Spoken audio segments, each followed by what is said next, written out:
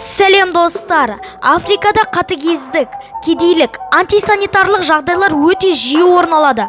Біз бүгін сіздерге Африка жайлы шындықты айтатын боламыз. Достар, видеомызды бастамас бұрын лайк басып арнамызға тіркеліп кетіңіз және қоңыраушаны ұмытпаңыз. Сол кезде біздің қызықты мәліметтерімізден құр қалмайсыз. Ендеше видеомызды бастай берейік. Табиғаттың қыңырлығымен ақ болып шыққан, яғни альбинос ауруына шалдыққан африкалықтар өз көршілерінен қашуға мәжбүр болады. Альбинос деген не десеңіз, адамда меланин жеткіліксіз болғандықтан адамның терісі өте нәзік болады және толығымен ақ болып туылады. Ал енді ойлай берсеңіз болады, Африка өте ыстық жер. Олардың терісі шыдамай күннің сәулесінен күйіп кетеді. Ал африкандықтар альбинос ауруына шалдыққан адамдарды адам құрлы көрмей оларды құлдыққа жіберіп, немесе оларды өздерінің азықтарына айналдырады.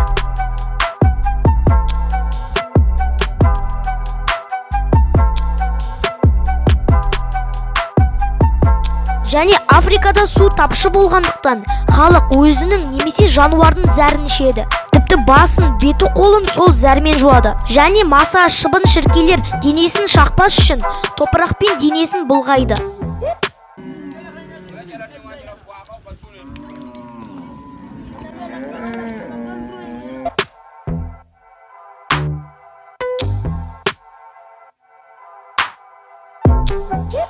Ал әйелдер мүлдем жуынбайды, тіпті зәрдің өзі жетпей қалады.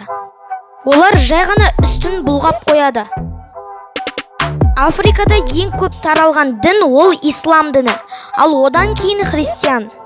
Және Африка көлемі және тұрғындар саны бойынша әлемде екінші орын алады.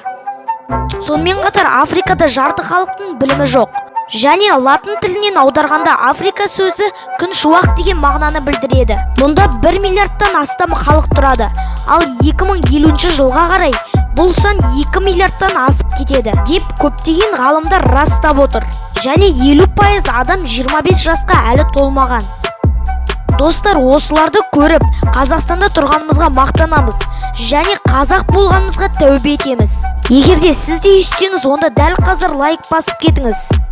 Және арнамызға да тіркеліп кетіңіз. Қоңыраушаны да басуды ұмытпаңыз. Сол кезде біздің осындай қызықты мәліметтерімізден құр қалмайсыз.